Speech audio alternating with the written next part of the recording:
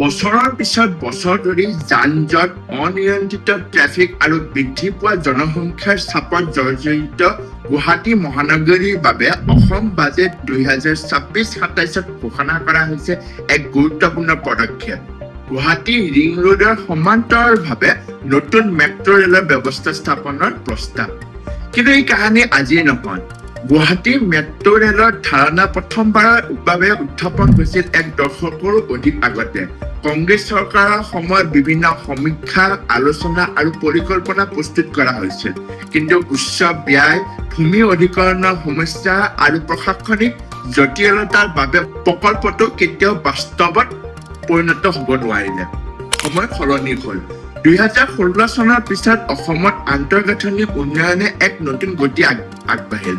বগীবিল সেতু, ধলা-শদিয়া সেতু, একাধিক ফ্লাইঅভাৰ, চিকিৎসা আৰু শিক্ষা ব্যৱস্থাৰ বৃহৎ প্ৰতিষ্ঠান, নতুন পথঘাট আৰু বৰ্তমান গুৱাহাটী ৰিং ৰোডৰ প্ৰকল্পই ৰাজ্যখনৰ উন্নয়নৰ নতুন ছবি দাঙি ধৰিলে। এতিয়া প্ৰশ্ন হ'ল, গুৱাহাটীক আগন্তুক 50 বছৰৰ বাবে কেনেকৈ সাজু কৰিব পৰা হৈছে? উত্তৰ হ'ল আধুনিক গণ পৰিবহণ। বিশ্বৰ যিবোৰ চহৰে দ্ৰুত অৰ্থনৈতিক উন্নয়ন লাভ কৰিছে, সেইবোৰৰ অধিকাংশৰ সফলতা আঁৰত হৈছে শক্তিশালী মেট্ৰ' আৰু গণ পৰিবহণ ব্যৱস্থা।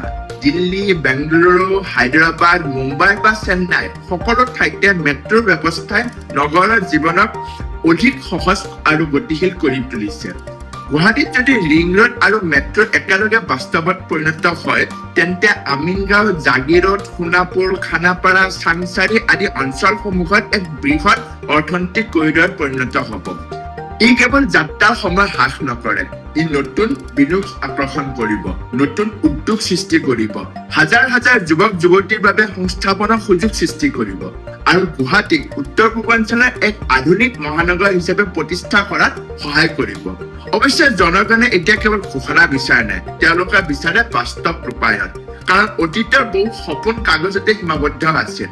সেয়ে এই প্ৰকল্পৰ সফলতা সম্পূৰ্ণৰূপে নিৰ্ভৰ কৰে চৰকাৰৰ সদিচ্ছা, সময়মতে কাৰ্য সম্পাদন আৰু জনসাধাৰণৰ সহযোগিতাৰ ওপৰত।